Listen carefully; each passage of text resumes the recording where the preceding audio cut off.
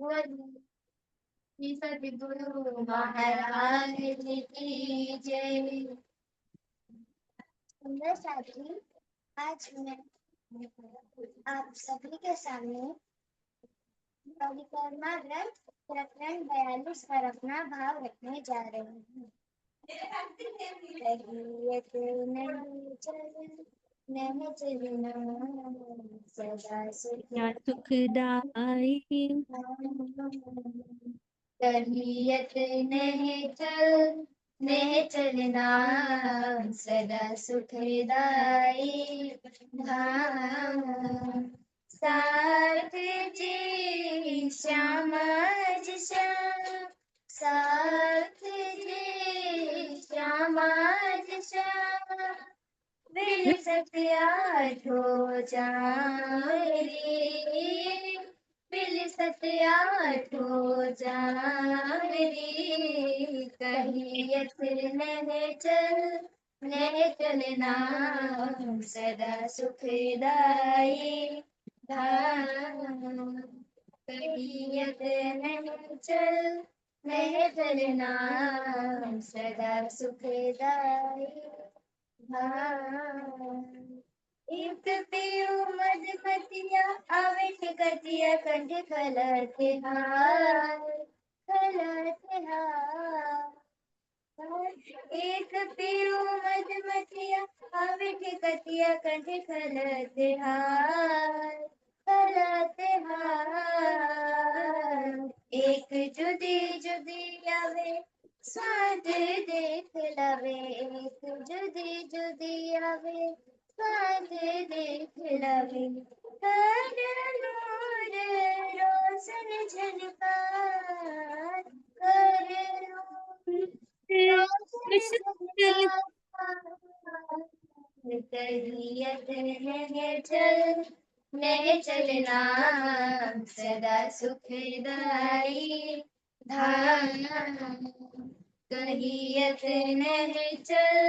नहीं चलना सदा सुखदाई धाम। खेलते दिल जाए हाथ ना समाए, प्रेम पिए पिए संग लाल। खेलते दिल जाए हाथ ना समाए, प्रेम पिए पिए संग लाल। एक ठेक देतिया रति में गरतिया, एक ठेक देतिया रति में गरतिया। कैल होत होत कमाल, खेल होत होत कमाल। कहियत नहीं चलना सदा सुखदाई धाम। कहियत नहीं चलना सदा सुखदाई धाम। एक आवे दौड़ कर गिरे ऊपरा ऊपर किन विध कहुए रंग। एक आवे दौड़ कर गिरे ऊपरा ऊपर किन विध कहुए रंग। एक लरी पानी से जूथ जूथ से, एक पानी से जूथ जूथ से। कोई देखो जम देखो इनको जम। कहियत नहीं चलना सदा सुखदाई धाम। कहियत नहीं चलना सदा सुखदाई धाम। परिक्रमा करी आवे पल में फिरावे, आए कदमों लगे सब संग। परिक्रमा कर आवे पल में फिरावे, आए कदमों लगे सब संग। कहे श्री महामती, सब रंग रती कहे श्री महामती, सब रंग रती। क्यों कहूँ प्रेम तरंग, क्यों कहूँ प्रेम तरंग, कहियत नहीं चल नहीं चलना, सदा सुखदाई धाम। कहियत नहीं चल नहीं चलना, सदा सुखदाई धाम। साथ जी श्यामा जी श्याम, साथ जी श्यामा जी श्याम, बिलसत आठों जाम री, बिलसत आठों जाम री। कहियत नहीं चल नहीं चलना, सदा सुखदाई धाम। कहियत नहीं चल नहीं चलना, सदा सुखदाई धाम, सदा सुखदाई धाम, सदा सुखदाई धाम। बोलिए श्री प्राणनाथ प्यारे की जय।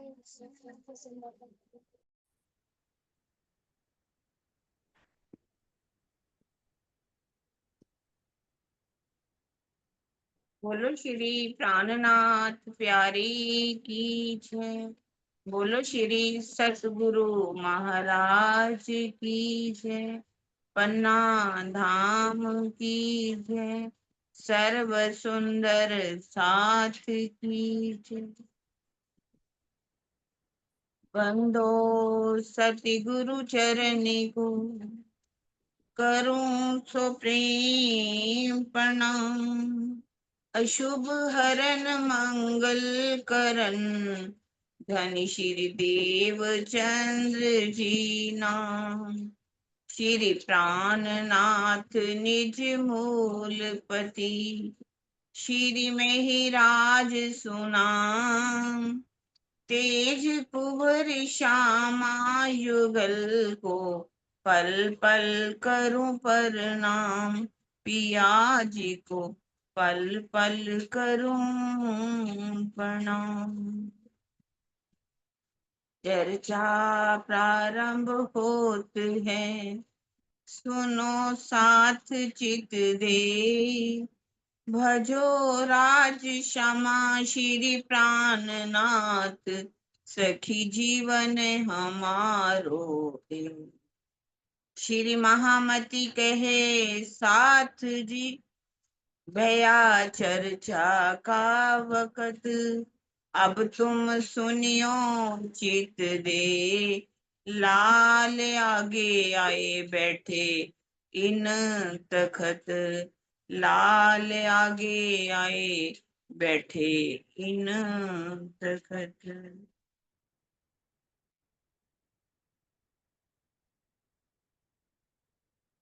यूं करते भोर हो वहीं, लीला भई मास 4।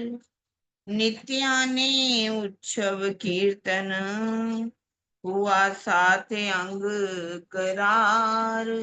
हुआ साथ अंग करार। पठान मते मोहम्मद। प्रणाम जी संत जी, सबके चरणों में प्रणाम जी। यूं करते भोर हो वही, लीला भई माचा। अब यहाँ पर औरंगाबाद में 4 महीने तक लीला होती है, चर्चा होती है। पूरी पूरी रात जब रहे पिछली घड़ी 4, पिछली घड़ी 4 रह जाती है, यानी कि 4:30 बजे का समय हो जाता है। फिर जी साहब हंडोले वाले घाट के ऊपर पहुंचते। श्री राजा रोके हिंडोले घाट पड़त, पीछे साथी इन समय राज की रामते गावे। इस तरह से मतलब प्रातः काल भी हो जाता है। अब जहां अव्वल खान, महीन खान, जाहन मोहम्मद और चौथा है पठान फतेह मोहम्मद। ये जो है चर्चा सुन करके इसकी आत्मा जो है जागृत, जो पहले नाराज हो गया था, आपने कल हमने सुना था जब लालदास जी और उत्तम दास जी ने वर्णन कर दिया था खुदा की सूरत का। उसने कहा था कि खुदा की गवाही खुदा ही देवे, करे बयां हुक्म से लेवे लकी, क्योंकि सिर्फ वर्णन कौन कर सकता, खुदा ही अपनी सूरत का वर्णन कर सकता है, दूसरा कोई नहीं कर सकता। तो जहान मम्मा नाराज होकर के चला गया। सबने कहा कि हम बुला करके लाए। शिव जी साहब ने कहा उसने चर्चा सुनी हुई है, आप उसको बुला करके नहीं लाए। तब वो बुला करके नहीं लाते, पर वो स्वयं ही, शिव जी ने कहा था उसे चर्चा सुनी अवश्य ही आएगा, और वो वास्तव में ही प्रातः काल ही आ गया। तब शिव जी सब कहते हैं कि इतने महीने हो गए पर मेरी आत्म जागृत नहीं हुई, और जो कब्रों से मुर्दे हैं वो भी जागृत नहीं हुए।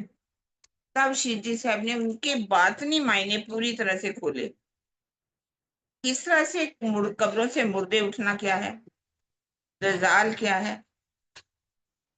एक दिन चर्चा है, दूसरे दिन चर्चा होता है, तीसरे दिन पूरी तरह से ईमान नहीं आता। और जब ईमान उसे पूरी तरह से आ जाता है, फिर जाकर के फतेह मोहम्मद चौथा दरबारी जो है उसको भी कहता है कि जो वैरागी की चर्चा है उसका मैंने चर्चा सुनी, अब मैं आपको वैरागी की पहचान करवा देता हूँ, तुम मेरे साथ चलो। कहता है कि मेरे पास 40 हदीसें तैयार हैं, अगर वो इन 40 हदीसों का जवाब दे देंगे तो मैं उनके पास चलूंगा।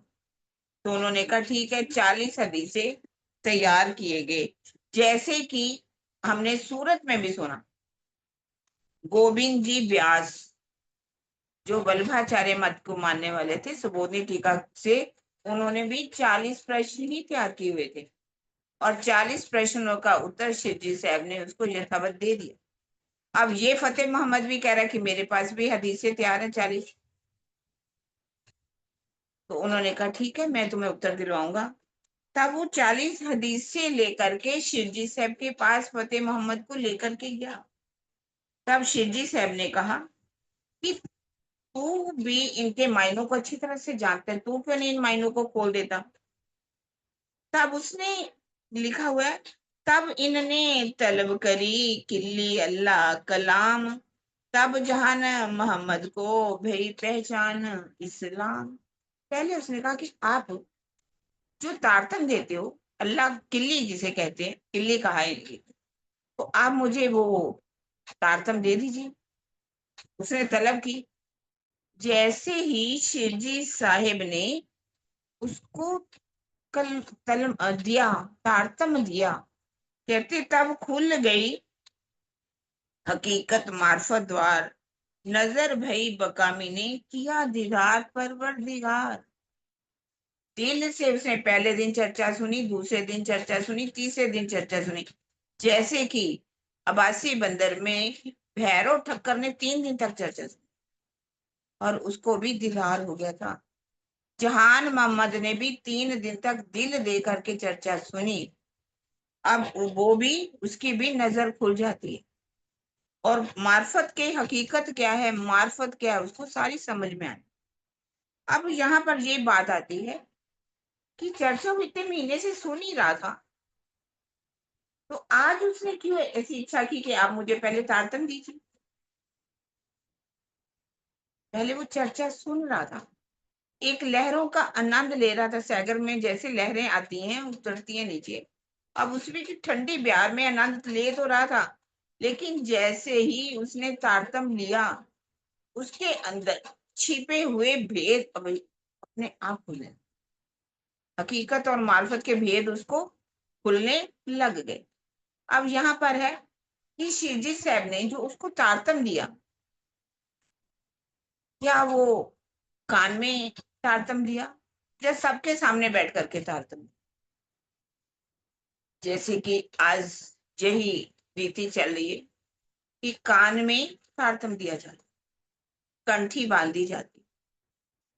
कान में तारतम देने का मतलब पहले से कुछ रिवाज चला रहा था कि परमात्मा का जो नाम है, अल्लाह ताला का जो नाम है, मतलब वो कोई शूद्र ना सुन ले, कोई विधवा ना सुन ले, छोटी जाति का ना सुन ले।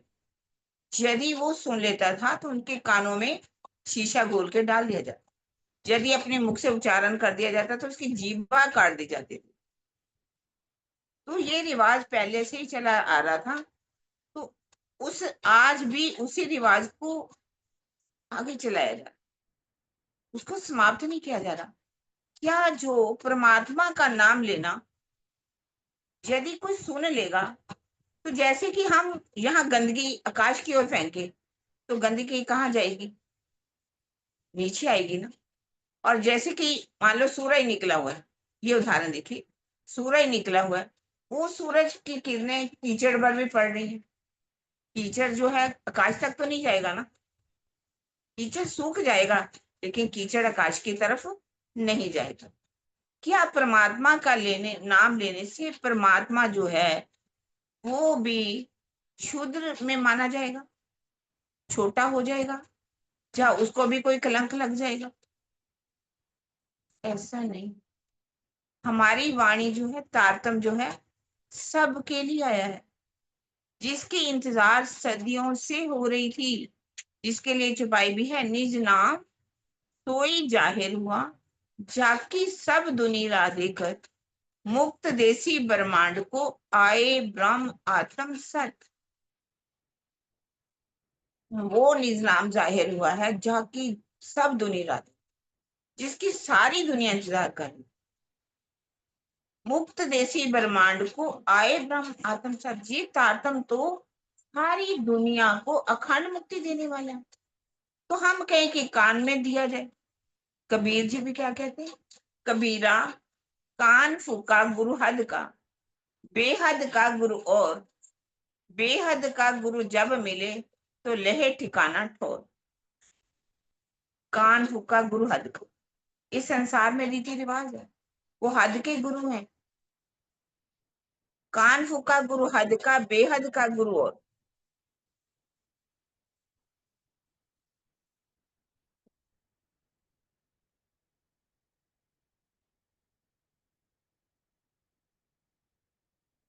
हेलो, आवाज आ रही है ना?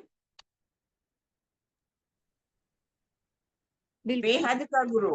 आ रही है दीदी, कोई दिक्कत नहीं है। वो अब फोन आ गया था ना बीच में। तो मतलब क्या है कि कान में फूंकना से अगर हम दें, कोई उस तारतम को सुन न ले, ये पहले रीति रिवाज थे। पर आज जो है, ये तारतम जो है सारे संसार को अखंड मुक्ति देने वाली। अगर ये कहा जाए कि तारतम लेकर के कंठी गले में बांध दी जाए, तो ये किसका निशान माना जाता है? जैसे कि शादीशुदा औरतें जो हैं मंगलसूत्र पहनती है, कंठी पहनती है, तो इस तरह का भाव लेकर के कंठी माला पहनाई जाती है। देखिए, माला जो है वो क्या है? माला तो मन के उसके अंदर होते हैं। जब कोई तारतम पढ़ता है, जहाँ उसका नाम लेता है, मन के कहते माला दे मन के गुरुदे ने, पर मन दा मन का गुरुदा ने। मन तो आपका भाग रहा है, वो तो चलता रहेगा, वो भागता रहेगा, वो तो टिकेगा नहीं कभी भी। मन में जो है, कहा जाता है मन तो एक भूत है। मन को एक बड़ी अच्छी उदाहरण से कहा गया, मन भूत है, वो भागेगा ही भागेगा भागेगा, चाहे जितना भी आप कर लो, वो रुकने वाला नहीं। नहीं है। एक इसके लिए एक बड़ी अच्छी कहानी है कि एक सेठ था, उसको काम वाले की जरूरत पड़ी। किसी ने कहा कि मेरे पास एक ऐसा मतलब भूत है, आपका सारा दिन काम करेगा, जितना चाहो करवा लो। कहने लगा कितना पैसे, कह रहे सिर्फ 500 रुपए का आएगा। पर मेरे पास तो इतने काम है ना, अगर मैं चाहूं तो ये मेरे काम नहीं मुक सकते। ये थक जाएगा लेकिन काम नहीं मुकने। 500 रुपए में खरीद लिया।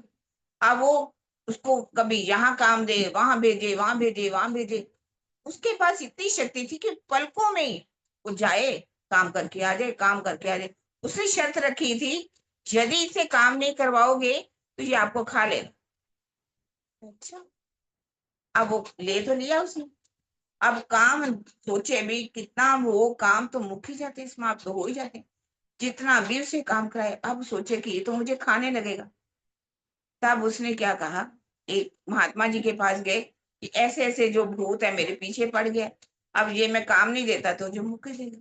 उसने कहा चिंता मत करो, एक बांस जो है वो लगा दो, उसको बोलो चढ़ उतर चढ़, जब तुम्हारे पास काम हो काम करवाओ, जब तेरे पास तुम्हारे पास काम खत्म हो जाए तो उसको बांस पे चढ़ना उतरना लगा।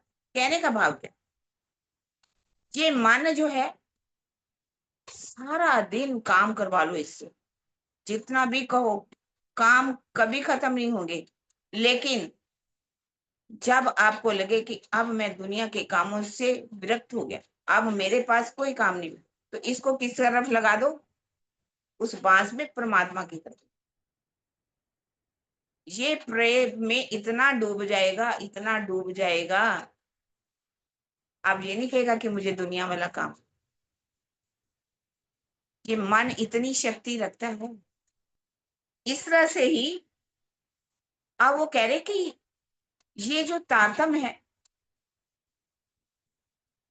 ये अगर हम कहें कि सब कान में ही फूकना है, कान में देना, तो कान की मैल तो समाप्त हो सकती फूक मारने पर यदि हम कहें कि इससे हमारी कोई सुनाई ना दे। अब कई बार कान में, हमने कईयों से पूछा, मैं भी कहूं कि मुझे जब तारतन गया था, कान में बोला था, मुझे नहीं पता चला क्या बोला। सब सुंदर साहब बहुत से कहते हैं, हम उसको आखिर दूसरे से सुनते हैं, लिखते हैं, करते हैं, तभी हमें समझ में आता। इस तारतम के अंदर ही ऐसी, मतलब एक, जैसे कि सूत्र, जब जब तक कहते हैं सूत्र ना किसी चीज का मिल जाए तो हम कोई प्रश्न हल नहीं कर सकते। ये तारतम एक ऐसे सूत्र की तरह है जिसको पा करके हम अपने हर छुपाई का अर्थ खोल सकते हैं। अब ये अगर हम इसको मंत्र कहें, ये तारतम मंत्र नहीं है, ये दुनिया, हाँ जब हरिद्वार में गए तो उसको मंत्र उनको कहना पड़ा, ये मंत्र है। वास्तव में मंत्र ये नहीं है, दुनिया वाले मंत्र की तरह हम इस लोग उनको दीक्षा मंत्र कहते हैं, लेकिन हम इसे कहते हैं तारतम बीज वचन। ये एक ऐसा बीज है जो जब अंकुरित होता है धीरे धीरे धीरे, तो ये सारे भेद, कितनी डालियां फैल जाती हैं, टहनियां फैलती हैं, पत्ते फैलते हैं, फल लगते हैं, फूल फूल लगते हैं, पहले फल लगते हैं, उसके अंदर फिर बीज लगते हैं और फिर फैलता है। ये तारतम्य ऐसा है, हम इसको कितनी फैला सकते हैं, उसको फैलाना चाहिए। ये इसको ये नहीं कि ये ना सुने, ये ना सुने, क्योंकि हमारी जो आत्माएं चारों वर्णों में आई है, कोई एक वर्ण में तो आई नहीं। अब शिव जी साहब के पास जा करके जब फतेहुल्लाह ने वो प्रश्न दिए, अब ये जो जहान मोहम्मद था उसके द्वारा ही सारे भेद निकाले, उसे सारे भेद खोल करके रख दिए। अब उसके पास जहान मोहम्मद फिर से जाता है फतेह मोहम्मद के पास। आप बताइए आपका क्या विचार है, क्योंकि जो हदीसों के अंदर लैलतुल महराज का वर्णन लिखा हुआ है, खुदा की सूरत लिखा हुआ है ना, खुदा की सूरत है। कहने लगा हाँ बिल्कुल लिखा हुआ है, खुदा की सूरत का वर्णन तो है ही। तो उन्होंने कहा जब खुदा की सूरत है, उस पारब्रह्म के बारे में सारी बात उसने की, तो आप मान क्यों नहीं लेते और ये पैगाम औरंगजेब बादशाह तक क्यों नहीं पहुंचाते। कहता देखो मैं मानता रहा हूं, मैं मानता हूं कि ये इमाम मेहंदी हैं, ये जाहिर हो चुके हैं, हर चीज का वर्णन कर रहे हैं, और जो हदीसों के कठिन से कठिन प्रश्नों का उत्तर भी अब मुझे मिल गया, पर मैं क्या करूं, मेरी मजबूरी है। जब तक औरंगजेब बादशाह इन बातों को मान ना ले, तो मैं आगे बढ़ करके कभी भी इसको मान नहीं सकती। उन्होंने कहा कि तुम्हारा जो ईमान है औरंगजेब बादशाह पर है क्या? औरंगजेब बादशाह जो है आपको जन्नत में लेके जाएगा, अर्शे अज़ीम में लेकर के जाएगा? तुम्हें जाना है ना। कहने लगा भले ही मुझे जाना है, पर मैं औरंगजेब से आगे बढ़ करके कोई भी काम नहीं कर सकता। दोनों में क्या होने लगा? तकरार हो गया, एक खटपट भी आपस में। तब इन्हें छोड़ दिए पठान, तुम मने करो जहान मोहम्मद, उत जावे नहीं निदान। दोनों में खटपट हो गई, विरोध होने लगा। कहने लगा, सब पठानों को बुलाया और कहा कि तुम जहान मोहम्मद को वहां जाने से रोको, हिंदू वैरागियों के पास वो कतई भी ना जाए। अब सब मिल करके जहान मोहम्मद के पास चले गए और लड़ाई करने लगे। और दजाल का पोहरा भी इस समय ऐसा था कि उन्होंने ये सोचा कि ये अगर वैरागियों के पास जाएगा तो इसको जान से ही समाप्त कर दिया जाए। तब ये बात शिवजी साहब को पता चली। शिवजी साहब ने कहा, देखो जहान मोहम्मद, दजाल का पोहरा बहुत बड़ा है, तुम ऐसा कुछ समय के लिए मेरे पास मत आओ। तो उसने कहा, जहान मोहम्मद ने बड़ी अच्छी बात कही, मैं तो साहिब देखिया जाहिर अपने नैन, कहाँ खतरा होत है, ए मुखते ना कहो बहन। मैंने अपनी आंखों से अपने अल्लाह ताला को आपके अंदर देख लिया। मैं तो साहिब देखिया जाहिर अपने नैन।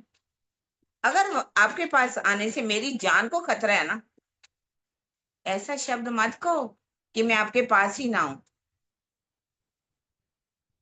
अब देखिए, एक मुसलमान है, वो कितना बड़ा ईमान लेकर के आया और उसने कहा, जा मैं तो साहिब देखा, कुछ और नहीं कहा, मैंने उस साहिब को देखा।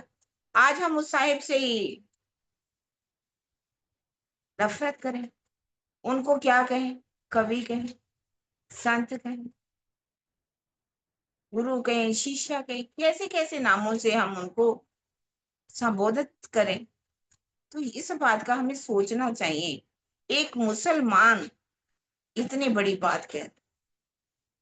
तो अब ऐसा हुआ कि अब उन्होंने सोचा कि इस जहां पर ये बैठे हैं, इनके पास कुरान है, टीका लगाते हैं, माला पहनते हैं, और जा करके इनको मना करो कि कुरान आपको पढ़ने की इजाजत नहीं है। अब मजलिस लगी हुई थी, रात का समय, शिव जी साहब बैठे हुए थे, चर्चा चल रही थी। दिए दिए दीपक, पीतल के दीपक बड़े बड़े लगे हुए थे, जिनकी रोशनी चारों ओर फैली हुई थी। अब ये 10-12 जने आकर के पठान खड़े हो जाते, आकर के क्या कहती हैं, तुम टीका माला पहनत और क्यों पढ़त कुरान, ए रवा है नहीं तुम कहो सुनो कान। तुम टीका लगाते हो, मालाएं पहनते हो और कुरान पढ़ रहे हो। ये हिंदुओं को बिल्कुल भी इजाजत जो है, हमारी शरा इजाजत नहीं देती कि आप कुरान को पढ़ो, इसलिए आप इसको नहीं करो।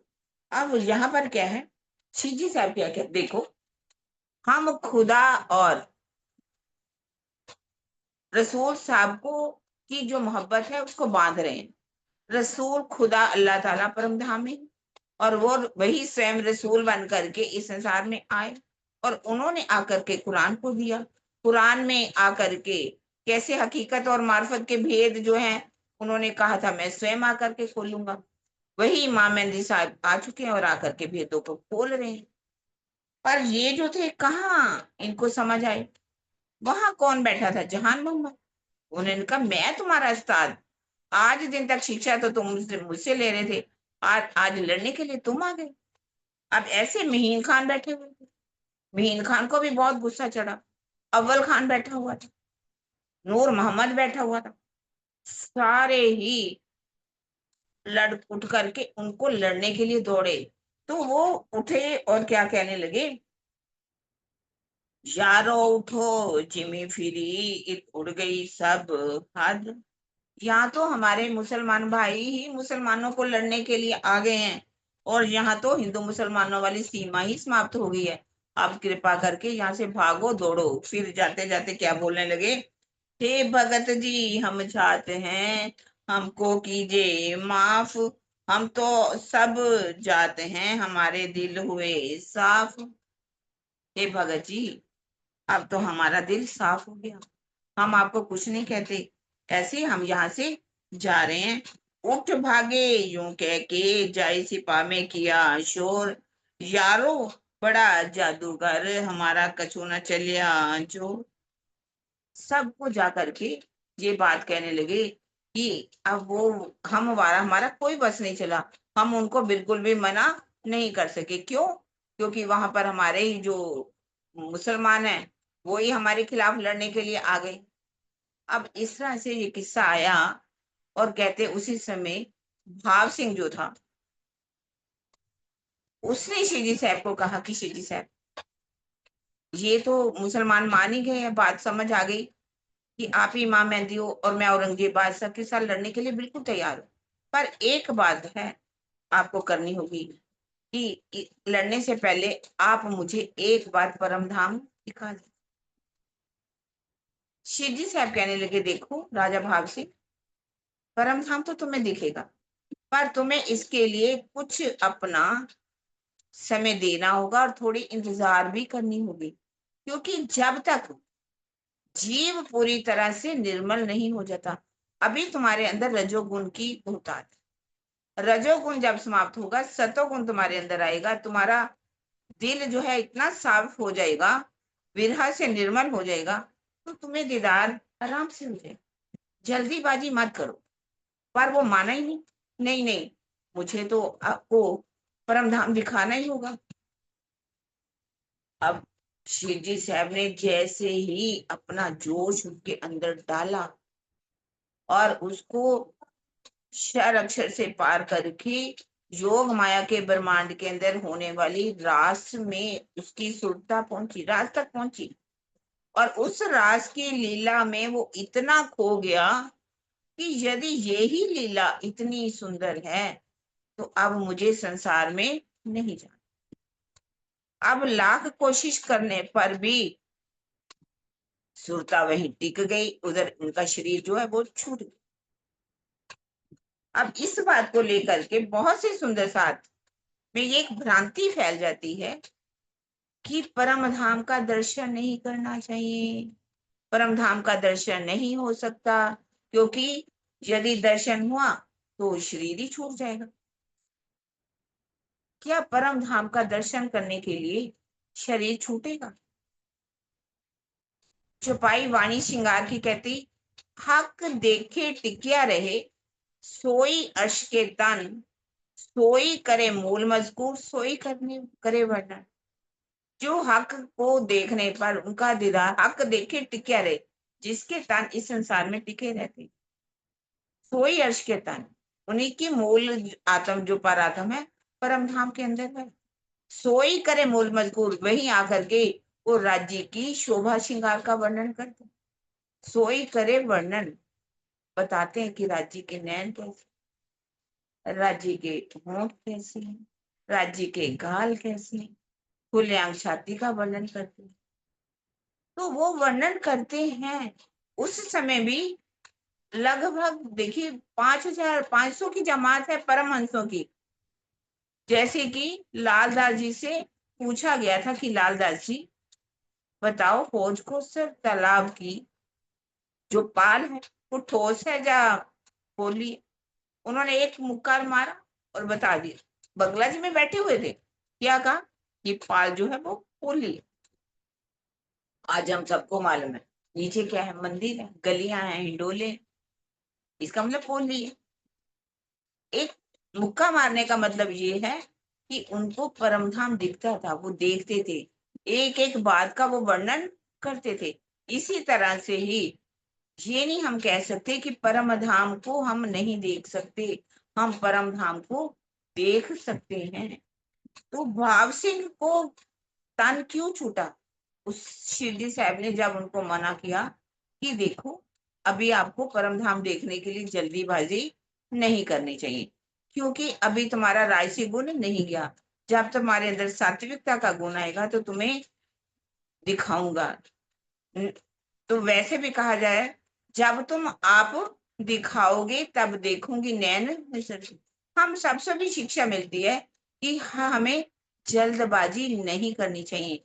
राज्य को इस बात के लिए हमें उलाहना नहीं देना चाहिए कि राज्य हमें परम धाम क्यों नहीं दिखता, हमें कब परम धाम क्यों नहीं दिखता। हम आज कितने साल से, अब देखा जाए तो कितने 2 3 साल, 3 साल तो लगभग होने वाले, सुंदर साथ लगातार चितवन कर रहे हैं। फिर भी हमारे अंदर एक बात आ जाती है, राजी इतना समय हो गया। हमें ये बात राज्य पर छोड़ देना चाहिए। हमें कभी भी बनिया नहीं बनना चाहिए। हमें साल हो गया, 2 साल हो गया, 3 साल हो गया, या इतने समय हो गया, तो जब राज्य दिखाएंगे तो राज्य दिखा। अब इस समय भाव सिंह का जैसे ही वाका हुआ, ये जो फतेह मोहम्मद था, इसने क्या किया, गादी के ऊपर बैठ गया और हुक्म क्या कर दिया कि आप ऐसा करो, सब ढूंढ काढ़ो वैरागी दे कैद में। हम इन वैरागियों को ढूंढ करके लाओ और क्या करो, कैद में डाल। अब शिवजी साहब ने क्या किया, सुंदर साथ अलग अलग स्थानों पर चले गए और शिवजी साहब ने फतेह उल्लाह का जो मोहल्ला था ना, सुंदर साथ फतेह उल्लाह के मोहल्ले के अंदर ही एक हवेली ले ली, उसकी हवेली के बिल्कुल पास में, और उसी में जा करके एक मुल्ला को पैसे दे करके कुरान का टीका शुरू करा दिया। अब कुरान का टीका होने लगे, पैसे लेने के लिए वो तैयार ही हो गया कि मैं करूंगा। और जैसे ही टीका शुरू हुआ तो फतेहुल्ला जो है, उसने अपने सारे सिपाहियों को क्या कह दिया कि ढूंढ के लाओ उन वैरागियों को, और शिवजी साहिब को भी ढूंढ करके लेके आओ। और जान मोहम्मद किसी काम के लिए फतेहुल्ला के पास आया। फतेहुल्ला का हवेली में काम था उसको। उसने देखा कि यहाँ सुंदर साथ जो है खड़े हुए हैं, तो उसने पूछा शिवजी साहब कहाँ हैं। कहने लगे कि वो तो ये इस हवेली में ठहरे हुए हैं। कहते क्या कर रहे हैं, मुझे ले चलो। वहां पहुंचे तो क्या देखा, शिवजी साहब बैठे हुए टीका करवा रहे हैं। उन्होंने कहा देखो, फतेहुल्ला आपकी जान का दुश्मन बना हुआ है। उसने चारों तरफ फौज को घेराबंदी कर रखी है कि जैसे भी वैरागी मिले इनको ढूंढ के ले करके कैद में डाल दो। और मैं आपसे कह रहा हूं कि आप कृपा करके ये जो काम छोड़िए और क्या कीजिए, आगे निकल जाएंगे। अब ये बात कैसे हुई सुंदर साथ जी की, बहुत ही प्यारी मुझे एक दृष्टांत आता है। वैसे मैं अक्सर बीतक में सुनाती हूँ क्योंकि इसी के ऊपर है, बिल्कुल फिट बैठता है। क्या है कि बड़े महाराज, सब बड़े महाराज जी शेरपुर वाले कैलकटा गए। कैलकटा में उस समय सहारनपुर से आप लगाइए, गाड़ी में बैठते थे ना, 2 3 दिन का सफर, 2 रातें 3 दिन लग ही जाते थे, इतना लंबा सफर था। आज की तरह तेजस शताब्दी ये वो गाड़ियां तो थी। कैलकटा में मतलब बैठ गए। जब बैठे, सारा सुंदर साथ उनको विदाई देने के लिए बड़े ही भाव से उन्होंने उनके ऊपर फूल डाले, कैसे आंसुओं से महाराज जी को विदा किया। अब एक चोर था, डाकू चोर कह सकते हो, और उसको पता चला ये जो महाराज जी आए हैं इनके पास पैसे वैसे काफी है, क्योंकि सेठ लोग वहां रहते थे। उन्होंने महाराज जी को काफी पैसे जो थे सेवा में दे दी।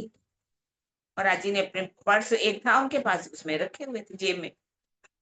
अब उसने भी कैसे करके सामने वाली सीट जो थी अपने नाम करवा ली, पैसे वैसे दे करके सीट में बैठ गया, आकर के अपना बिस्तरा लगा लिया, महाराज जी ने भी लगा लिया। अब क्या हुआ कि अब उसे सोचा कि इनसे पैसे कैसे निकालने। अब महाराज जी भी तो अंतर्यामी थे, उनको पता चल गया कि ये पैसे के लिए मेरे पास सीट ले लिए उसने। चुपचाप बैठे रहे। तो रात का समय हुआ, महाराज जी जो वो बाथरूम वगैरह करने के लिए जैसे गया और वापिस थोड़ी देर बाद आया, महाराज जी ने किया क्या, जो बटवा था ना वो क्या उनके बिस्तर के नीचे छिपा दी, उसके गद्दे के नीचे जो गद्दी लगा रखी थी उसके नीचे छिपा। महाराज जी आराम से ध्यान में डूब गए और तो अब वो क्या करे, उनका कुर्ता टंगा हुआ था वहीं पर, कुर्ता देखा, उनकी जो बक्सा था उसको खोल दिया, सब कुछ देख लिया। महाराज जी उठकर भी गए, अब उसका बिस्तरा भी देख रहा है, कहाँ गया पर्स। बड़ी कोशिश की उसने, रात बीत गई, वो सुबह उठ करके फिर फ्रेश होने के लिए गया, महाराज जी ने उसमें से बैग अपना पर्स निकाला, अपनी जेब में रख ली। अब सवेरे वो देख रहे हैं उनके पास पर्स है, और रात को ढूंढते तो पर्स मिल ही नहीं। अब अगली रात भी ऐसे ही हुई, पूरी रात वो जागे, पर्स ढूंढे, पर्स मिले ना, महाराज जी वैसे ही कर दे। तीसरा दिन हो गया, अब उतरना था, सहारनपुर तो आने वाला था, ननौता आने वाला था। तो क्या हुआ कि चरणों में गिर गया, कहने लगा महाराज जी आपके पास पर्स तो है, पैसे तो हैं, पर आप, मैं लूंगा तो नहीं, आप ले तो नहीं सकता, मैं आपकी हिम्मत भी नहीं है मुझे लेने की। पर आप बता दो कि वो पर्स है कहाँ पर। महाराज जी कहने लगे पर्स कहाँ, तेरे बिस्तर के नीचे तो रख देता था, तेरे पर्स उसके नीचे। अब वही बात यहाँ पर हो रही है, शिरडी साहब फतेहुल्लाह की हवेली के साथ वाली हवेली में किराए पे बैठे हुए हैं। अब वो ढूंढ रहा है चारों तरफ, कहां से मिले।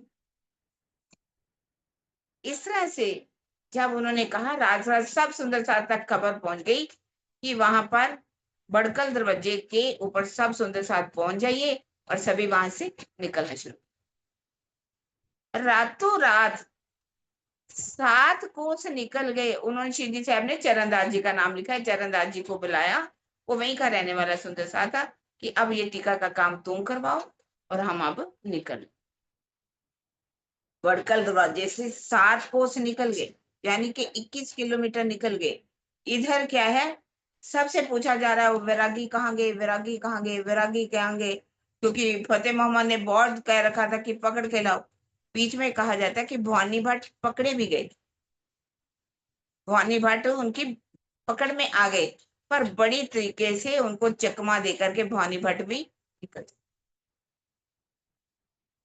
अब वहां से आगे जब निकल करके जाते हैं तो काफी आगे निकल जाते हैं। अब क्या है, वहां पर सब सुंदर सार के मन में क्या आ जाता है कि क्या हम सुंदर साथ हैं, कि परम धाम की ब्रह्म आत्माएं हम हैं।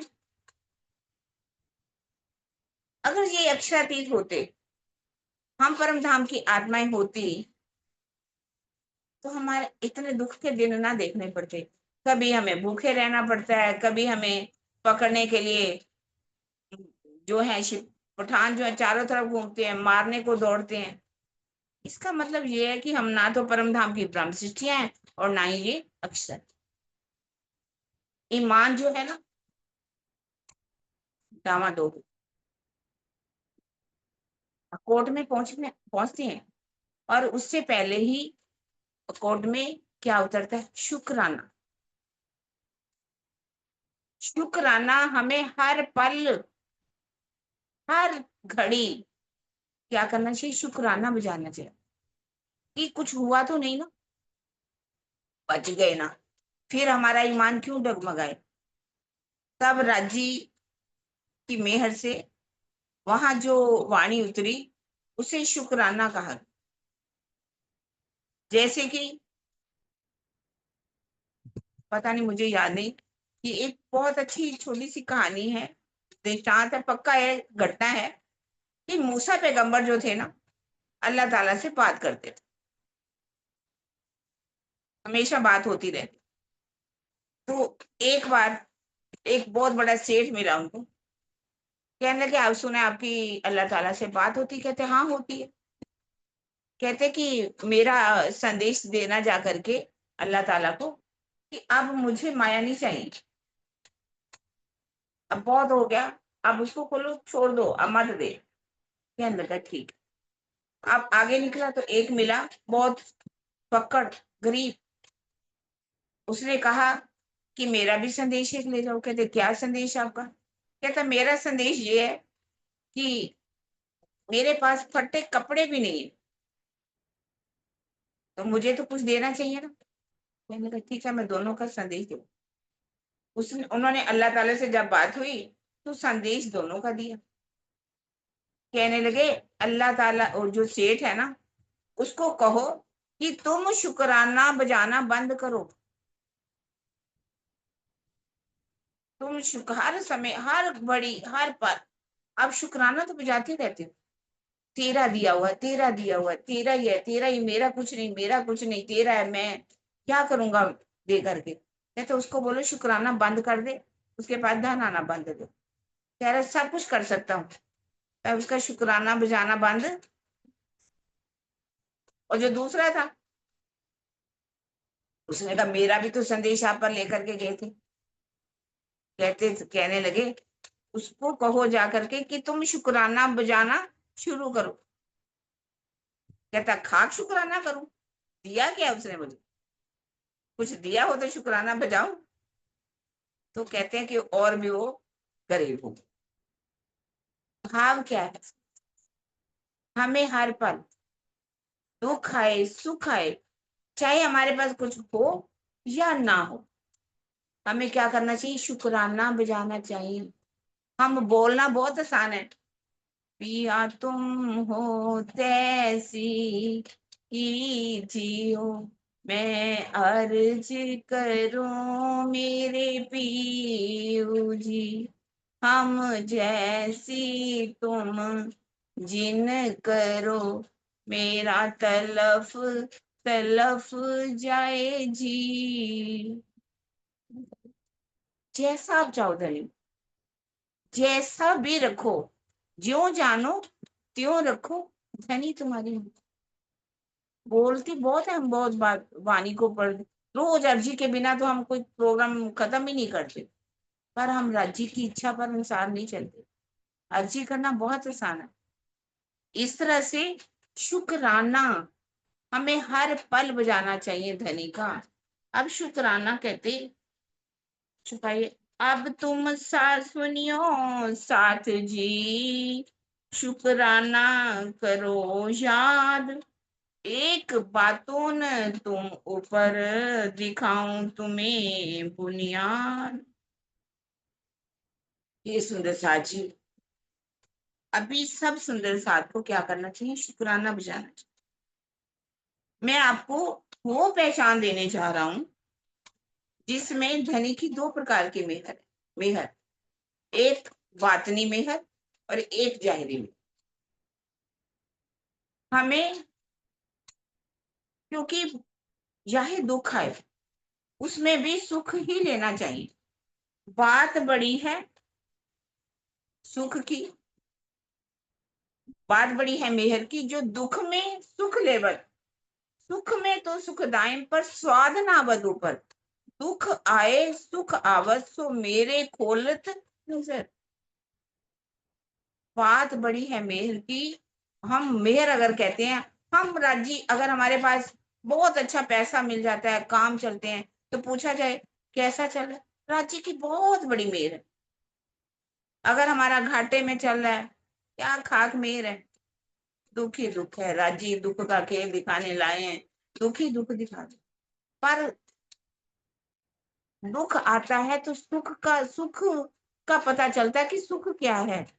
दुख आए बिना सुख की कभी भी, हम वाणी में जरूर कहते हैं कि राजी दुख की जिमी में बैठ के मेर देखे दुख दूर, कायम सुख जो हक के सो कायम करते दूर, सो मेरे कायम करते दूर। दुख की जिमी में बैठ के, ये दुख का संसार है, दुख की जब मेहर देखे दुख दूर, राज्य की मेहर से दुख दूर हो जाते हैं। अगर हमारे ऊपर दुख आए भी तो उसमें राज्य का आनंद लेना। वैसे भी देखा जाए, आपके पास बहुत पैसा है, इतनी चिंताओं में आप घिरे रहते हो, और वो भी हैं बड़े बड़े, जितने भी आज से बड़े बड़े राजा महाराजा हुए, उन्होंने उस परमात्मा को पाने के लिए पहले राज पाट सारा त्यागा, तब जा करके वो जंगलों में चले गए और जंगलों में जा करके उसका तप किया, ध्यान किया। क्योंकि माया में रह करके भी हम कर सकते, ऐसा नहीं कर सकते, लेकिन माया हमें लगनी नहीं चाहिए। हमें जल में नहाइए, कोरे रहिए, जागिए माहेश्वर। कहते कि देखो सुंदर साथ जी, आज दिन तक इस संसार के अंदर वेद किताबों ने कितनी खोज की, उस परमात्मा को खोजा कि हमें वो परमात्मा मिल जाए। या वाणी के कारणे कई करे तपसन, या वाणी के कारणे कई पीवे अगिन, कोई हेम जले अग्नि जले भैरो कर बदले, पर खसम को पावे नहीं जो तिल तिल काटे थे। उस परमात्मा की प्राप्ति तो किसी को नहीं। कितने तप किए सबने, अग्नियों में जले, क्या एक शब्द भी वो पास आए? और आप सुंदर साची, 3 गुणों ने खोज की, ब्रह्म सृष्टि, तुम्हारी खोज ब्रह्म सृष्टि की क्या है? चरण राज्य ब्रह्म सृष्टि की खोज तके त्रैगुण, कई विध करी तपस्या यो कहवत वेद वचन। चरण राज्य ब्रह्म सृष्टि की खोज तके त्रैगुण, आपके चरणों की धूल कौन चाहते हैं? त्रिगुण भी चाहते हैं। और कितनी परीक्षा करते हैं कि मुझे उन सुंदर साध की, उन ब्रह्म सृष्टियों के चरणों की धूल मिल जाए, पर उनका कार्य कभी सिद्ध नहीं। फिर आप जिनको उस अक्षर के बारे में भी ज्ञान नहीं, तो अक्षरातीत का ज्ञान कैसे? और आप एक पल में अक्षर की बात करते हो, अक्षरातीत की बात करते हो। आपके गुण पख इंद्रियां सारी इस बात की साहित्य देती है, और शास्त्रों के वचन में भी आपकी महिमा जो है वो गाई गई। जो शुद्ध जागृत में नहीं, अक्षर जागृत में धाम अंदर की शुद्ध, सो सैयों को दई जागृत हृदय बुद्ध। जिस बात की जानकारी अक्षर ब्रह्म को भी नहीं, अक्षरातीत के मोहल में प्रेम इश्क वर्तक, सो शुद्ध अक्षर को नहीं पिया किन मिल के। जिसकी जानकारी अक्षर ब्रह्म को आज दिन तक नहीं है कि अंदर कौन सी प्रेम की लीला होती, आप इसके बारे में आप जानते हो? श्री राज श्री ठुकरानी जी तीसरी भूमि में विराजमान, ता कंचन रंग को सिंहासन, दिन के 6 पाए, 6 डांडे, एक एक डांडे में 10-10 रंग झलक, 2 छतरी, 2 स्वरूपों के ऊपर 2 फूल माणिक, नीलवी की पंखड़ी, छतरी के चारों तरफ ज्वेलों की झालर। राज्य का श्रृंगार किया है, श्यामा जी का श्रृंगार किया है। बताइए, क्या कोई सुंदर साथ उस सिंहासन के बारे में जानता है जहाँ राज्य विराजमान है, जो मूल स्वरूप विराजमान है? तुम बड़े प्यार से, बड़े आराम से एक एक बात का वर्णन कर देते। एक छोटा सा हमारा बच्चा भी है ना, वो भी बड़ी अच्छी तरह से राज्य का स्वरूप बोलेगा। स्वरूप सुंदर संकुल सकोमल, रूह देख नैना खोल नूर जमाल, फेर महबूब अवत हृदय, किया किनने तेरा कौल कर गया, जामा जड़ाव जुड़िया अंग जुगसों, चारों हार अंबर करे जलकार, जगमगे पाग जोत जवे जो मीठे मुख नैनों पर जाऊं। आप उनके अधों का वर्णन करते हो, आप उनके श्रवण अंगों का वर्णन करते हो, आप उनके वस्त्रों का वर्णन करते हो, उनके पटके का वर्णन करते हो, उनके चरणों की झांझरी घुंगरी कांबी कड़ला का वर्णन करते हो, उनका तिलक कैसा है, उनकी अमृत जुल्फे कैसी है, एक एक का वर्णन कैसे करते हो सुंदर साथ जी? कहते कि धाम अंदर की बीतक संग मूल स्वरूप विहार, जो बातें मूल स्वरूप के चित्त की लाखों सैया खबर है। आप बताइए कि कितने बजे राजी उठ करके तीजी भौम में जाते हैं? तीजी भौम की जो परसाल ठोर बड़े दरवाजे विशाल, धनी आवत है उठ प्रातवान सिंचत अमृत का। आप बताइए सुंदर साथ जी, आप हर बात का वर्णन करते हो, कैसे करते हो? जिसका वर्णन अक्षर ब्रह्म भी नहीं जानते। ये मेहर किस पर हो रही? मोमिनों के ऊपर। और ये मोमिनों के ऊपर मेहर भी कैसी है, बेशुमार है, जिसको लिखा नहीं जा सकता। जिसके पास, हमारे पास वो कलम नहीं है जिससे उनकी मेहर का हम वर्णन कर सके। चाहे 14 लोगों की इस भूमि की हम कागज बना लें, पानी को हम शाही बना लें और वनस्पतियों की कलमें बना, तो उसका वर्णन नहीं हो सकता।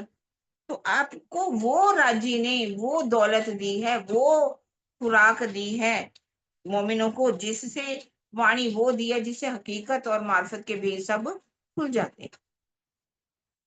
इस तरह से ये तो सुंदर साजी आपके ऊपर कौन सी मेहर है, बात नहीं। और अब आपको जहरी मेहर के बाद में बन सोचिए कि आपके ऊपर राज्य ने जाहिरी मेहर कौन सी की, जाहिरी मेहर कौन सी। पहले मूल ब्रिज मीने तित पड़े विघन, सो सारे दफे हुए इस संसार में हुए धन धन।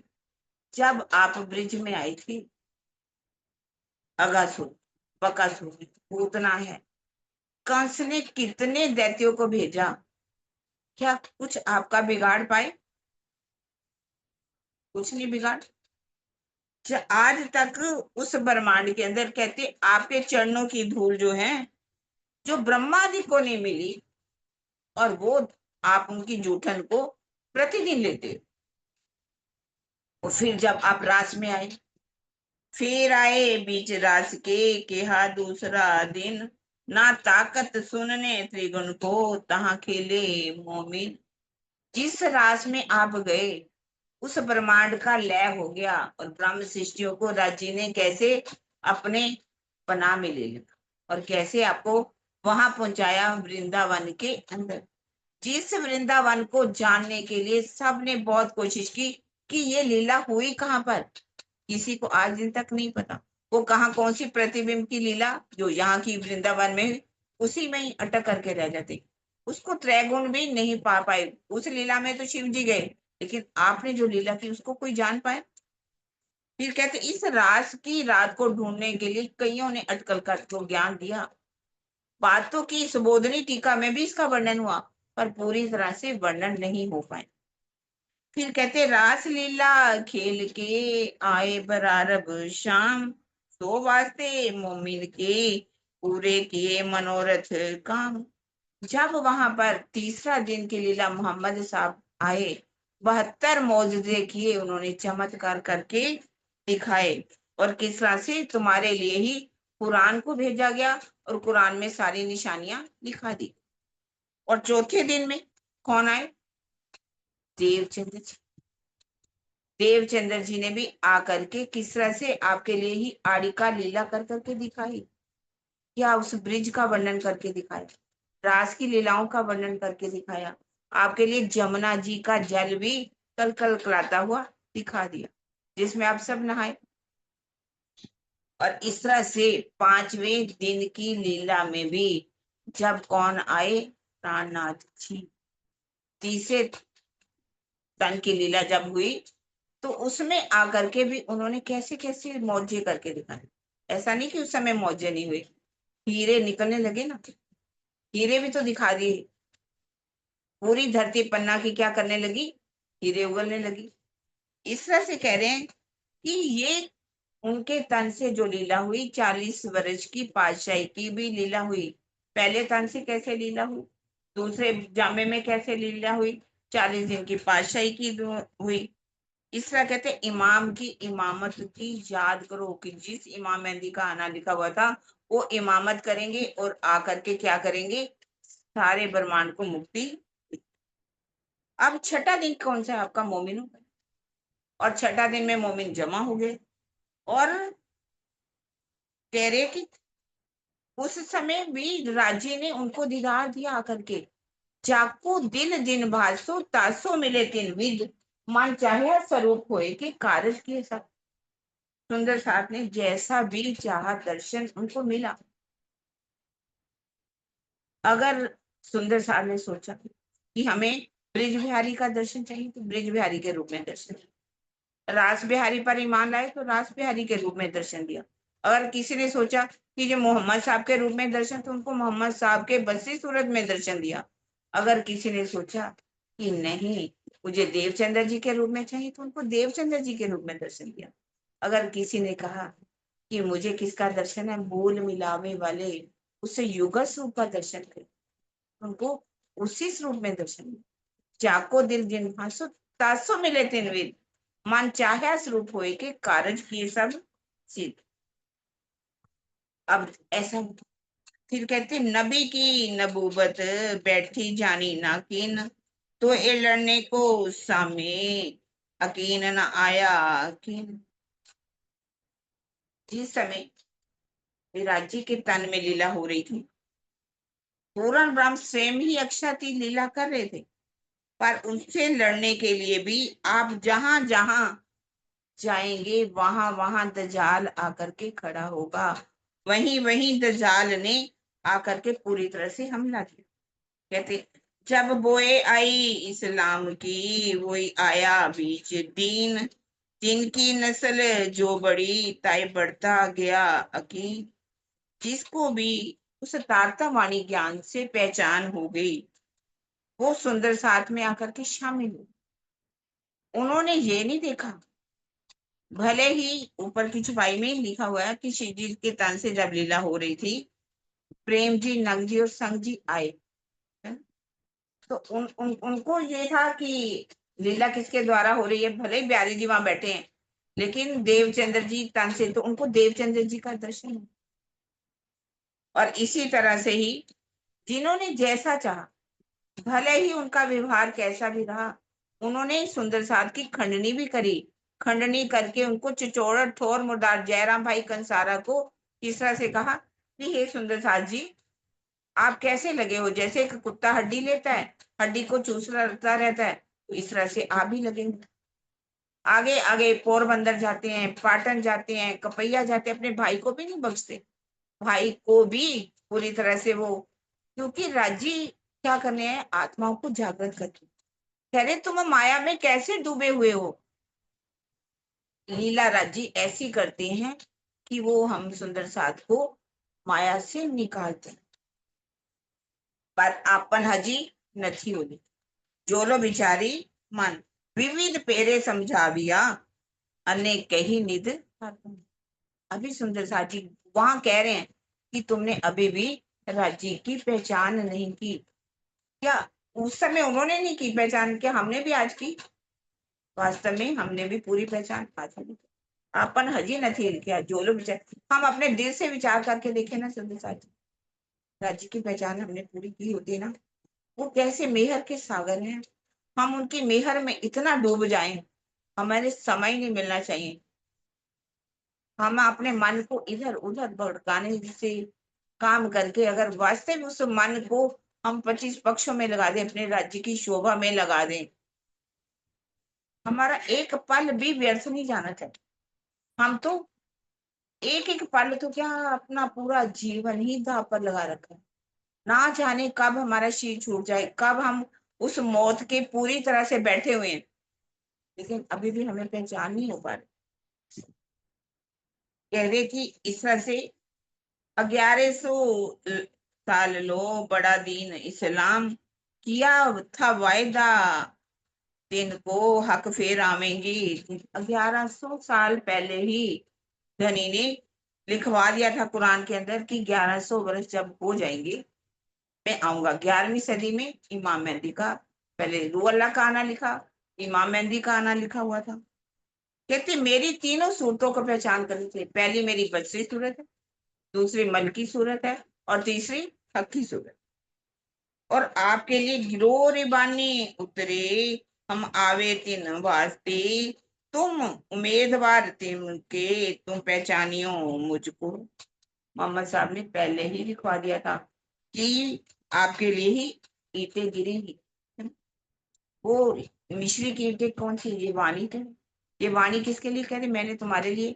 अब तुम इस वाणी से पहचान करो, तुम्हारे लिए ही ये वाणी आई है, जिसके अंदर ऐसे ऐसे भेद हैं, यदि आपके द्वारा खुलते हैं, उस हकीकत की पहचान करो और मार्फत की पहचान करो। जो इस वाणी को पहचान करेगा वो ईमान लेकर के आए। और बिना, ये कहा बिना अंकुरे क्या करे, आवे नहीं पहचान। पर जिसके अंदर परम धाम का अंकुर नहीं है, वो कभी भी पहचान मेरे स्वरूप की नहीं करता।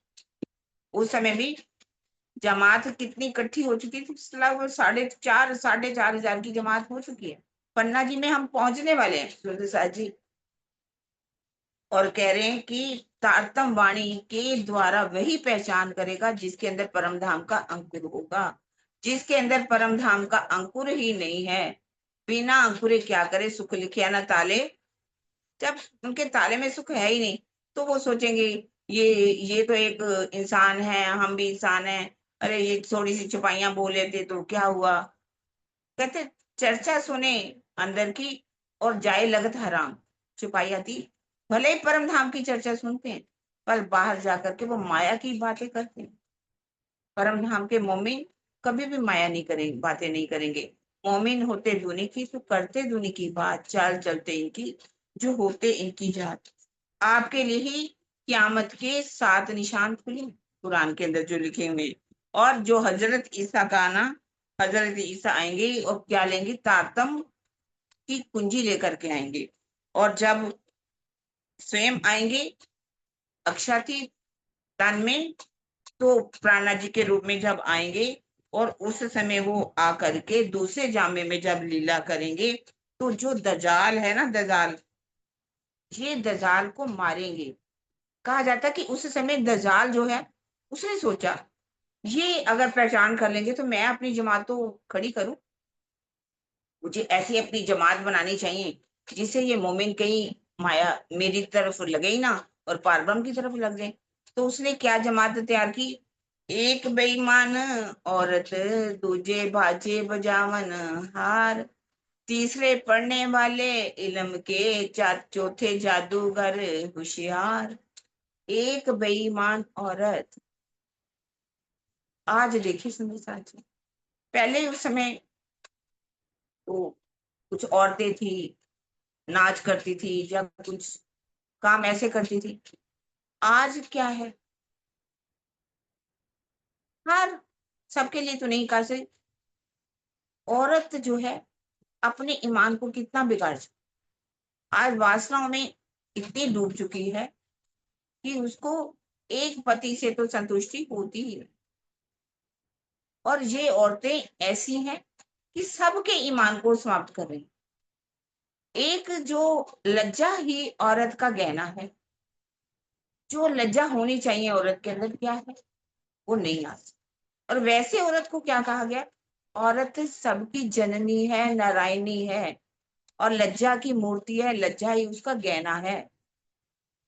क्योंकि ऐसा नहीं कि सब औरतें एक जैसी हैं, जैसी कि आज हमारे सबसे पहले कोसा मदालसा, मदालसा एक ऐसी थी जो अपने बच्चों को शिक्षा क्या देती थी, तुम बुद्धिमान हो, तुम शुद्ध ही शुद्ध हो, तुम नारायण हो, तो तुम्हें क्या है, इस माया को, शरीर को छोड़।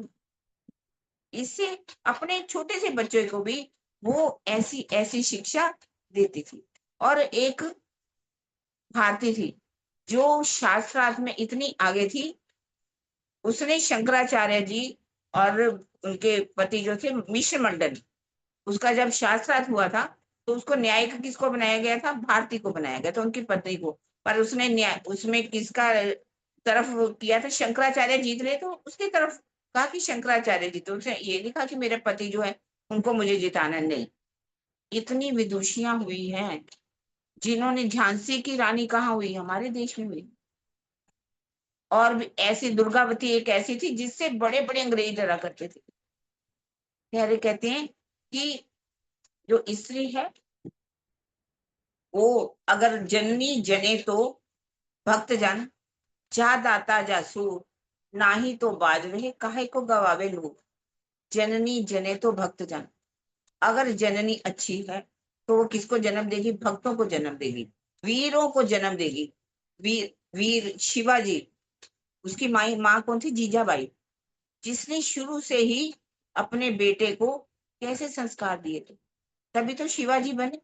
महाराणा प्रताप ने, जीत भगत वीर, भगत सिंह जिसको कहते हैं ना, वो अपने बेटे के लिए कहते हैं कि जिस समय उसको फांसी पर चढ़ाया तो उसने क्या कहा था, जे मैं जान दी जगे मर जाना वे, एक दे मैं दो जम दी जगया, ओ जगया। बार दुआ मल्या, मतलब ऐसा बहुत अच्छा दोहा है कि यदि मैं जानती कि ये जगह तुझे इस तरह से फांसी देश के लिए हो जाएगी तो मैं दो पैदा करती। ऐसी भी माताएं थी। पर अगर उनका आचरण अच्छा है, वो एक वास्तव में धार्मिक है, आध्यात्मिक है, तो वो अपने बच्चों की भी अच्छी तरह से आध्यात्मिकता की तरफ ले जा सकती है, धार्मिकता की तरफ ले जा सकती है। अगर वो खुद ही बिगड़ी हुई है, खुद ही सारा सारा दिन, कहते हैं अगर माए ही अच्छे विचारों वाली हो, अच्छे संस्कारों वाली हो, तो वो अपने बच्चों को भी अच्छे संस्कार देती। इसलिए कहते हैं कि एक बेईमान औरत, आज औरतों इतना कलयुग सबके अंदर बेईमान औरतों के ऊपर अंदर बैठा हुआ है कि उनको एक तरफ से संतुष्टि नहीं होती, ना जाने वो कहीं कहीं कहीं कहीं चली जाए। तो इस तरह से बेईमान औरत तुझे बाजे बजावन। आज के पहले तो कोई एक बहुत समय पहले कोई एक रेडियो हुआ करता, सारा गांव इकट्ठा हो जाता था, न्यूज सुना करता था, रेडियो सुना करता था। पहले तो उससे पहले था ही नहीं, मैं आधी घुमाई जाती थी, ढोल लेकर के घूमते थे, और उसके बाद रेडियो चला, और धीरे धीरे टेलीविजन आया। तो अभी टेलीविजन जब आया तो सारे एक घर में होते थे, उनका दरवाजा ही तोड़ देते थे कि हम टीवी देखना है, पिक्चर देखनी। कैसे भीड़ इकट्ठी हुआ करती, सबका ईमान जीतते जीते थे। आज क्या हुआ, घर घर में हर एक इंसान के पास मोबाइल पकड़ा। एक परिवार में अगर 4 मेंबर हैं, 5 हैं, अपना अपना मोबाइल लेके सब बैठे हुए हैं, कोई किसी से बात नहीं करता। पहले तो एक परिवार में बैठ करके बात करते थे, लेकिन आज कोई बात नहीं करता, किसी के पास समय नहीं है। कोई सोचेगा ये हटे मोबाइल से तब तो मैं कोई बात करूं। मोबाइल में इतना खो गए। ये क्या है, बाजे बजावन हाथ। आगे तो कोई एक चैनल होता था, 2 चैनल होता, आज दिन लगाओ रात लगाओ, कभी आपके चैनल खत्म ही नहीं होंगे। आपके ये जो कुछ भी देखना चाहो, कैसा भी देखना चाहो, इसमें लगे होंगे। सारा समय ही इसी में ही खराब हो रहा है। अगर हम भी अगर देखें तो ज्यादा समय मोबाइल में सबका जा रहा है। मोबाइल अच्छा भी है, बुरा भी है। ऐसा नहीं कि इसको हम दलाली कहें। आज अगर जैसे हम अभी भी तक सुन रहे हैं, तो अगर हमारे पास मोबाइल ना होता तो हम घर बैठ करके तो चर्चा नहीं सुन सकते थे ना। इसको हमें दोनों तरफ से लेना होगा। हर चीज में अच्छाई भी है और बुराई भी है। लेकिन अगर इसमें हम गंदी गंदी न्यूड रीलें देखें जहाँ ऐसे विचार गंदे आने लगे, इसमें बहुत बेकार की चीजें भी मिलेंगी आपको, आपकी तृष्णाओं को बढ़ा देंगी। ऐसा ऐसा कि एक बच्चे का कहानी है कि वो लड़का था 16-17 साल का। वो क्या करता था, पूरा दिन रात भर वो क्या इसको न्यूड क्या बोलते हैं, वो रीलें देखता रहता था। उसके अंदर कामनाएं इतनी जागृत हुई, इतनी जागृत हुई, वो कहाँ चला गया, बाग में अंदर देखता था। एक 50-55 साल की औरत जो थी, रोज अपनी सेहत के लिए, हर कोई आज जागरूक है, वो जाती थी सैर करने। एक रात क्या हुआ कि वो जल्दी जाग खुल के 3 बजे चली गई पार्क के अंदर, और वो लड़का ताड़ में बैठा हुआ, क्योंकि उसके अंदर वासना रीलें देख देख करके इतनी जागृत हो गई कि उसने उस औरत को भी नहीं छोड़ा।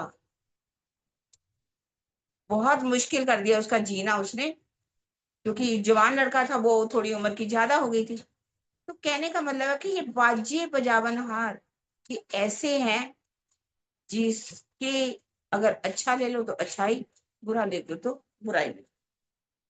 तीसरे पढ़ने वाले इल्म के। आज क्या है, बड़ी बड़ी किताबें सबके पास है, लगाई पढ़ाइयाँ करेंगे। कितनी कितनी डॉक्टर बनने के लिए आपको कम से कम 16 घंटे पढ़ना पड़ेगा। आईएएस बनने के लिए आपको कितने घंटे, 18-18 घंटे पढ़ना पड़ेगा। और आपको इंजीनियर पढ़ना है तो भी आपको कितने घंटे पढ़ना पड़ेगा। सब किताबें सब पढ़ लेंगे, लगे यदि उनको कहो कि आप ये थोड़ा वाणी बच्चों पढ़ लीजिए, ये आपकी वाणी तो हमें समझ में नहीं आती। इतनी सी पढ़ाइयाँ तो कर लेंगे। आज सबको अच्छा लगता है ये पढ़ाइयाँ करेंगे तो पैसा आएगा, और पढ़ाइयाँ करने के लिए तो अपना घर-बार छोड़ करके कहाँ जा रहे हैं सब? विदेशों में जा रहे हैं। विदेशों में जा करके विद्या ग्रहण कर लें। अपने माँ-बाप की भी चिंता नहीं। आज वही एक मैंने एक वीडियो, वास्तव में एक माँ बाप अपने बच्चे को लेकर के छुट्टियां मनाने के लिए कहीं जा रहे थे, तो देखा कि बच्चे का जो 10 साल का बना हुआ था ना, वो एक्सपायर हो गया। माँ बाप ने सोचा हमारी टिकट भी है, आगे होटल भी सब बुक हो चुके, बच्चे को एयरपोर्ट पे छोड़ा और वो खुद चले गए। तो कहने का मतलब है, आज पढ़ाई करने के लिए बच्चे जो हैं माँ बाप को छोड़ करके भी जा रहे हैं, और माँ बाप बच्चों को छोड़ के जा रहे हैं। आज किसी के अंदर प्रेम नहीं रहा, हर कोई स्वार्थी हो चुका है। तो कह रहे तीसरे पढ़ने वाले इल्म के, चौथे जादूगर होशियार। आज देखी जाए सब किसकी तरफ जा रहे हैं, जहां चमत्कार वही नमस्कार, जहां भी चमत्कार हो रहा है वहीं चले जाएंगे। आपको कोई कहेगी आपके बारे में, कोई ये बता देगा, हम सारे लोग वहां पहुंच जाएंगे, इकट्ठे हो जाएंगे। अरे हमारे बारे बता दो, आप कोई हाथ दिखाने वाला आ जाए, हम सब हाथ दिखा कर बैठ जाएंगे कि हमारे लिखो, देखो क्या लिखा हुआ, क्या लिखा हुआ, क्या।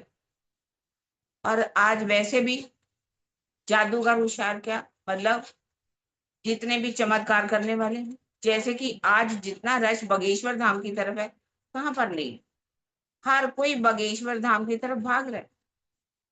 वो आपकी एक एक बात को बता देगा। जैसे कि मैंने आपको सिद्धपुर की बीतक में बताया था, ये रिद्धि सिद्धि होती हैं। आप जब ध्यान एक चीज पर कंसंट्रेट हो जाते हैं, तो आप जानने लगोगे, हर बात को जानने लगेंगे। अगर आपकी सुषुम्ना नाड़ी प्रभावित हो गई ध्यान के द्वारा, आपको उसको अच्छी तरह भी ले जा सकते हो, अध्यात्म भी ले जा सकते हो। अगर आप, क्योंकि त्रिकालदर्शी हो जाते हैं और उनको पता चल जाता है कि क्या होने वाला है, क्या नहीं होने वाला।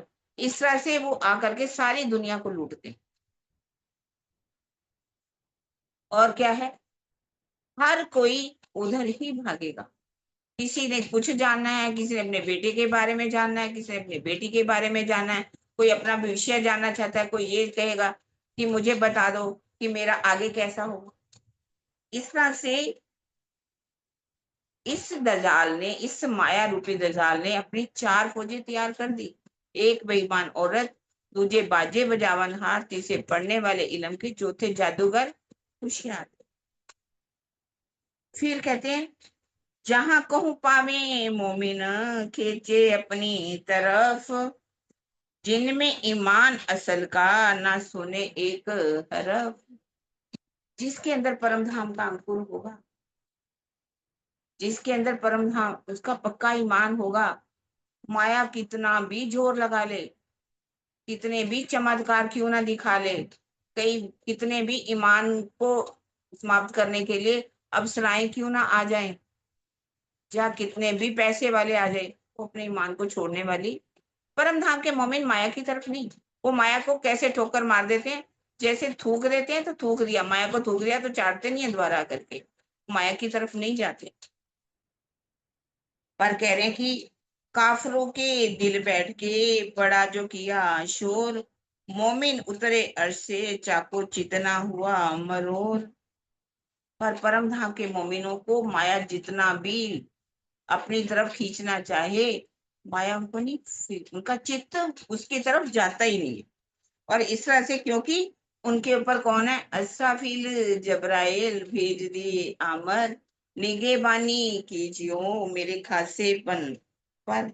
जब तुम्हें पैगाम देने के लिए तुम औरंगजेब बादशाह के द्वार में गए थे, आपने कमर बांध ली 12 मोमिनों को, कह रहे हैं, जहां से कभी कोई वापिस लौट करके नहीं आया। बताइए, सुंदर साथ जी पूछ रहे हैं कि उस समय शरीयत का राजा था, पूरा राज्य था, वसीयतनामे भी आ चुके थे। मोमिनो, आपका कुछ बिगड़ा, आप 12 मोमिनों को थोड़ी मार जरूर पड़ी, लेकिन जिस औरंगजेब के द्वार में आज दिन तक कोई वापिस नहीं आया, तो आप तो बड़े सही सलामत आ गए वहां से। और उसके बाद जसवंत सिंह, कह रहे जसवंत सिंह जो राजा था, आप उसके पास भी पैगाम लेने के लिए गए, उसको पहुंचाने के लिए गए। जसवंत सिंह ने आपका पैगाम नहीं सुना, और क्या है उसका हाल क्या हुआ सबको मालूम। जसवंत सिंह, कहानी सुनी थी जसवंत सिंह का वहीं पर दक्षिण की तरफ हार्ट फेल हो गया, जिसको जब पता चला कि मेरा बेटा जो है पृथ्वी सिंह, उसको औरंगजेब बादशाह ने जहर दे करके मार दिया, जिसने बड़े बब्बर शेर का भी जबड़ा फाड़ दिया। इस तरह से कहते हैं। पर आप देखिए सुंदर साथ जी, आपका कोई भी कुछ बिगाड़ सका नहीं, क्योंकि यदि कोई भी पैगाम पहुंचाने जाता था तो दजार रूपी औरंगजेब उसको छोड़ता नहीं था। ये कह रहे हैं कि जो मेरे ताबे रहोगे तो करो पाशाही तुम, तो ताबे हो तो इमाम के तो तुम पर होवे जुल्म।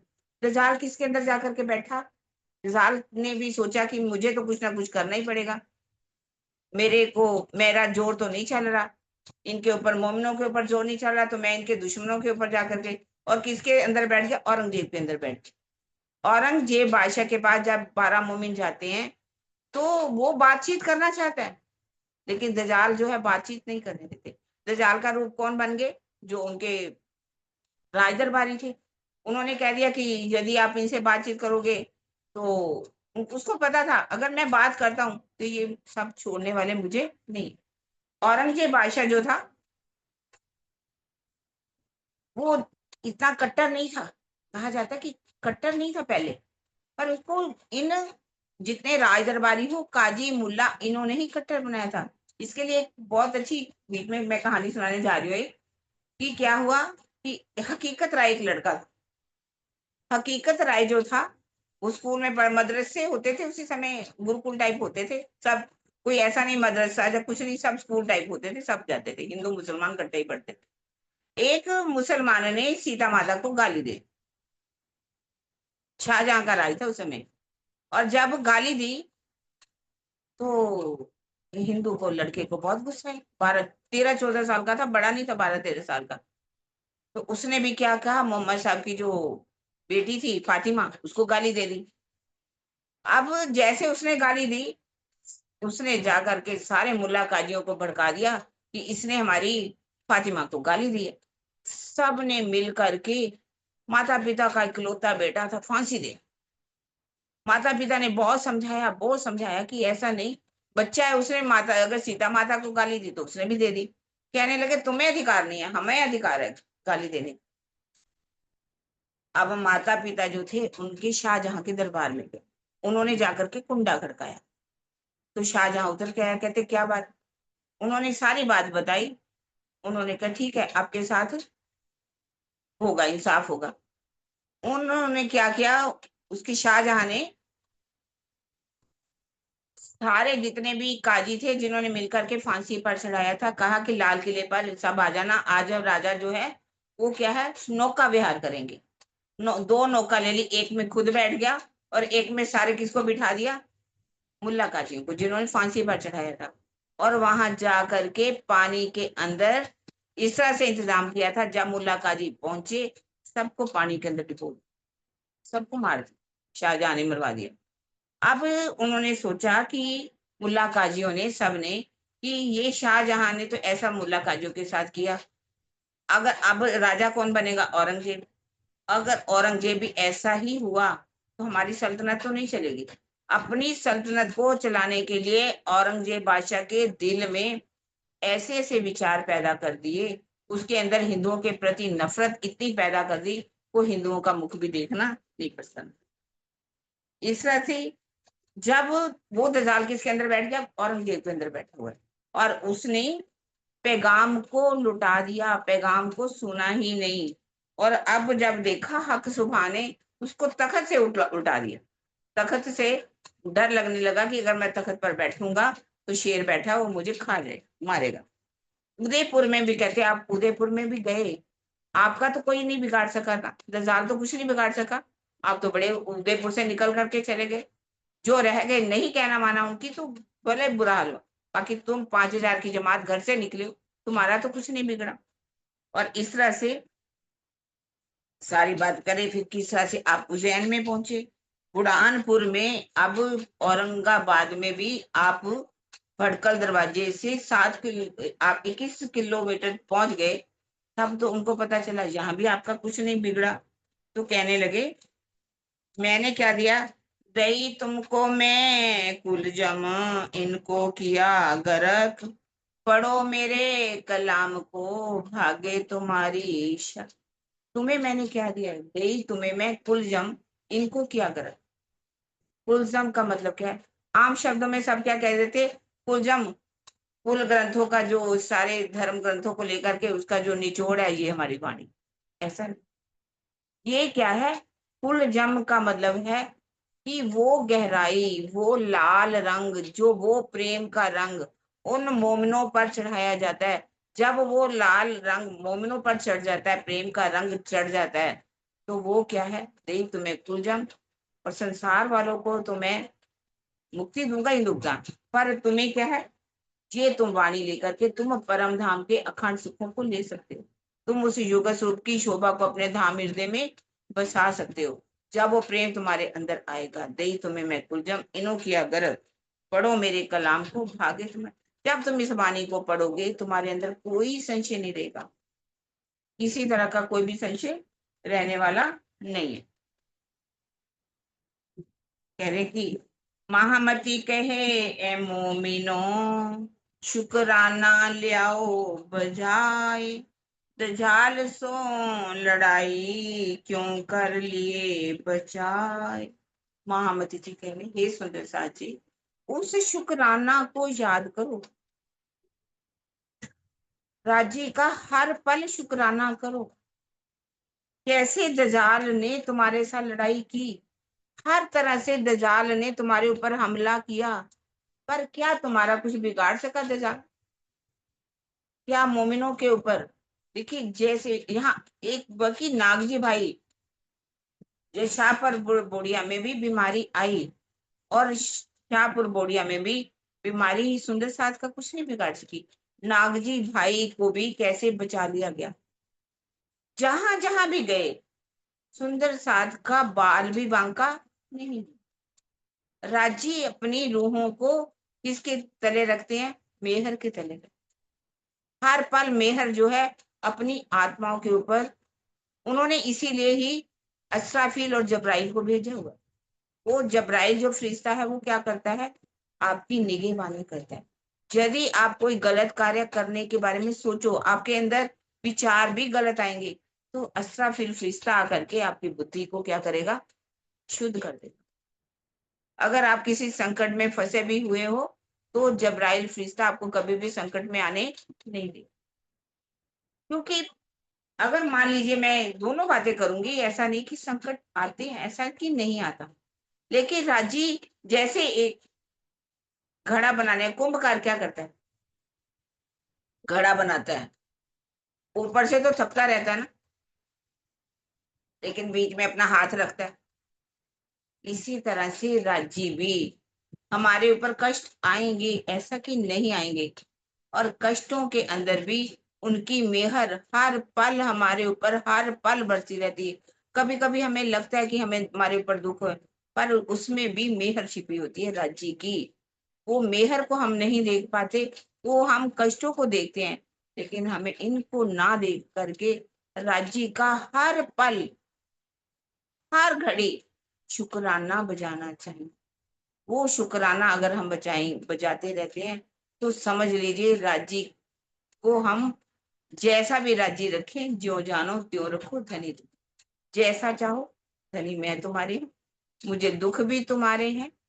बोलते हैं ना, ये दुख भी तुम्हारे हैं, ये सुख भी तुम्हारे हैं, कैसे इन्हें ठुकराऊं, दोनों ही तुम्हारे हैं। ये दुख भी तुम्हारे, ये सुख भी तुम्हारे। माया का खेल मांगा है, तो राजी हमें दिखाए। कभी दिखाते हैं राजी, रूह को दिखाने के लिए लाए। हम दुख तब समझते हैं यदि हम जीव भाव में आते हैं। यदि आत्म भाव में रहेंगे, तो हमारा कुछ भी नुकसान नहीं होगा। हमें हमेशा आत्म भाव में रहना है, राज्य का हर पल शुक्राना बजाना है। और इस तरह से सुंदर साथ जी, अब ये शुक्राना के बाद कल हम सुनेंगे अकोट की भी तक। कोर्ट में क्या क्या हुआ, कैसे फिर जाएंगे गढ़ा, अकोट से जाएंगे रामनगर, रामनगर की बीतक सुनते हुए हम गढ़ा जाएंगे, और गढ़ा से देवगढ़ से होते हुए पन्ना परसों सवेरे पहुंच जाएंगे सुंदर साथ जी। पन्ना जी में हम मिलाप सुनेंगे, छत्र साथ जी। हम हमारी बीतक जो है एक दिन की समझिए, बीतक ये बीतक है, और अगले दिन तो हमारा मिलाप होगा। परसों जो रक्षाबंधन का दिन है, छत्रसाल जी का मिलाप है, खुशी का दिन है, और उसको हम सुनेंगे प्रातःकाल, क्योंकि शाम को सुंदर साथ भी अपने बहन भाइयों का संबंध भी निभाएंगे। दो नाते की बात है ना, दो नाते तो है ही सबके साथ, तो हम दोनों नातों को निभाएंगे, ये वाला नाता भी निभाएंगे। प्रातःकाल उठ करके राजेश की चर्चा अभी तक भी सुनेंगे, विलाप भी सुनेंगे, और फिर हम अपना निभाते हुए इस काम को भी करेंगे। इसलिए अब हम चुपाई को जो है सुंदर साथ जी दोहरा देते हैं।